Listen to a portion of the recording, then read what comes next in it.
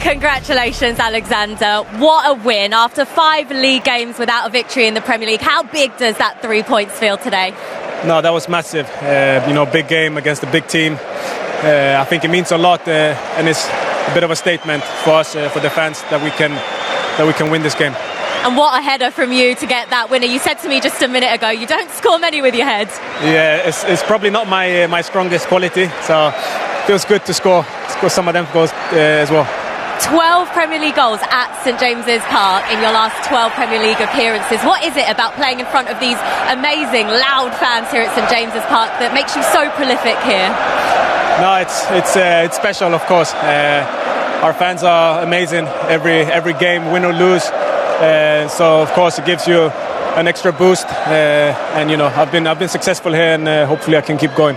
You said you don't score many with your head, but when Anthony Gordon puts a ball into the box like that, you couldn't miss, could you? No, honestly, that cross was amazing. It felt like I just had to jump and put my head on the ball, and the rest would fix itself. So credit to him as well. You make it sound easy, but up against that centre-back partnership, regarded as the best in the Premier League, how important was it that you were clinical when you got the opportunity today? Not important. Arsenal have a strong defence, with Gabriel and Saliba. So it's a difficult task, but I'm happy that we could score today and that we could keep a clean sheet. Forest, West Ham and Crystal Palace on the way in your next 3 games. Is it important for you to now take the confidence that this week can bring as you go into that run of games? Yeah, for sure. We've had a bad spell, but hopefully this win can be a bit of a icebreaker for us, and one game at a time. We just next week. Well done today. Congratulations. Thank you. Thank you.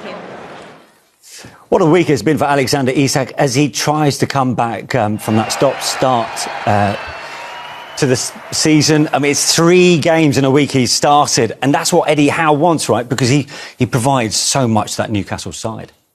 Yeah, he's a huge player for Newcastle. He's the one that, he's one of the ones that can give Newcastle a spark. He's got great ability. He's a top forward, one of the best in the Premier League. And it was only a matter of time before he started finding the back of the net and finding his form again.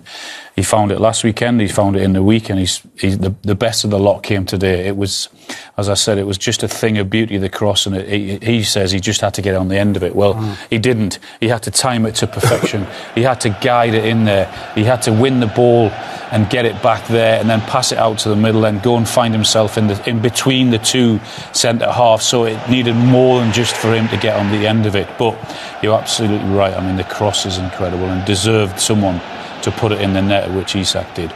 What about the way in which he found the space there? Well, it was again. You have to give a lot of credit to how great the ball is, because he's just put that in an area. He's not put it in there for Isak in particular, because his head's down there. But Isak knows where he's got to be. But for Isak to ghost in there, it'd be very hard of me to blame any of those 2 defenders, because they're both trying to cover their areas. Maybe Saliba, could he have got in front to do it? I'm not sure he could have, because the ball was too good. So, you can't really blame anything there. You just have to say, hopefully the goalkeeper gets something on it. But it was too good. You just have to give credit for those kind of finishes. Talking about Isak, actually, while you were watching him involved in the play, you were also quite appreciative of his first touches. Yeah, until he ran out of steam. You saw him at the end there. Ran out of steam. There's more to his game than just... Yeah, this is why I was very surprised with one of the clips we showed at the start, where he's lost the ball in and around the halfway line. It's not something I see him do too frequently, but like some of the touches, what he does to link the play and get Newcastle going forward is very, very good. You look at his game; it's all around. Even for the goal, the header came off of an Arsenal defender, really with a lot of power. Instantly controlled it and played it inside and got himself in the box. When you look at everything that he does, it's a whole package of a player there. And he's enjoying a purple patch at St James's Park. 12 goals in 12 league appearances there. Well, it's a great place to play, isn't it? Who wouldn't enjoy playing there? The fans love him, and rightly so. They know what he brings to this Newcastle team, and he is key to so many things they do. And if they're going to keep on improving and getting better, he will be a huge part of that, and his goals will be a huge part of that, and he has to stay fit. Yeah, another key, I suppose, component behind that win for Newcastle, Eddie Howe making some bold decisions in midfield today. Yeah, he had to make a big decision or two today because of the performance in midweek in the Carabao Cup against Chelsea was maybe the first time I saw what they have been and what they can be, and what Eddie has brought to this Newcastle team in terms of energy, the pressing and making life very difficult for the opposition.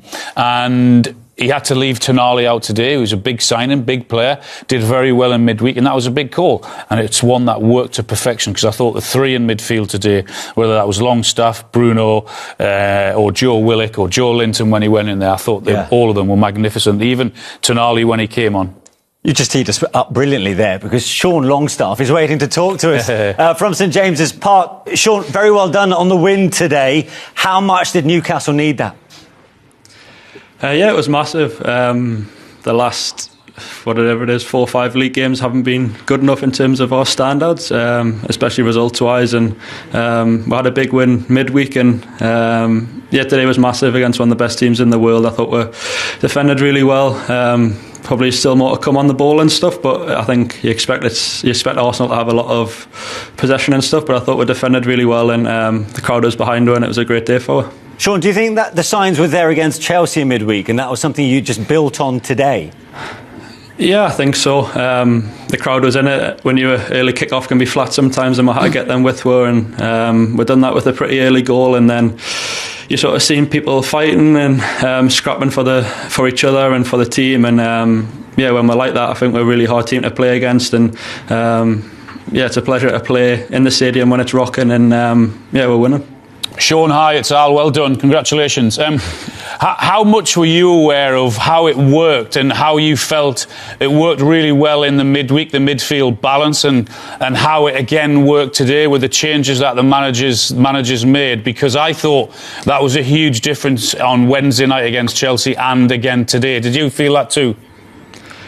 Yeah, a little bit. I mean, I think it's easy to sort of say, that this isn't working, that's not working when you're not winning. I think if you're picking up results, and I think you can find positives in any position or any sort of part of the team. But yeah, I think for me, when I play, I know that I'm probably not going to get the headlines. I'm not going to be on the ball as much as a Bruno or a Sandro, or I'm not going to look as sort of flashy and stuff as them, but I'm always going to be there to cover them and let them play, and hopefully be in the right position so let other people sort of flourish and bring out the best in them. And it's a real pleasure to play with whoever's in midfield. I thought Joe Willock's been excellent the last 2 games, and there's a lot of other midfielders sort of get spoke about, but I think for me, when Joe Willock's playing well and he's fit and flying, I think that's the best version of Newcastle United.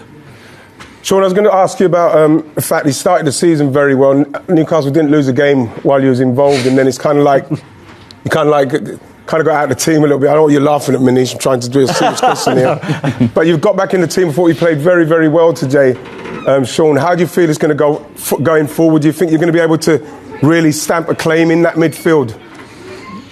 I hope so. Like I said, there's some top players in the midfield area for us, and obviously we've spent a lot of money on a lot of players in that area. So I think sometimes you know they're going to get a chance, but all I can do is focus on me, and whenever I play, try and give my all, and try and play as well as I can, try and get into the box. Obviously today it's going to be hard, they're going to have a lot of the ball and stuff, but like I said, I just try and enjoy every moment. Anytime I get to play at St James's Park, I'll never take it for granted and stuff, and like I said, I love playing. Hopefully people will see my value. Probably it might not be straight away, but I know sort of the more I play, I think the more valued I am, sort of thing. But like I said, there's a lot of good players, and if I play, I play. If I don't, I don't. But obviously, any player wants to play, don't they? Keep going, Sean. You know, they always pick on the youth team players who come from. Keep yourself going, Sean. Actually, Sean, the reason I was smiling earlier with Ian's question is he's right. You've not lost a game you've started. Your last start was the last time Newcastle won in the league, September the 15th. Surely you're going to have a word in the ear of the gaffer.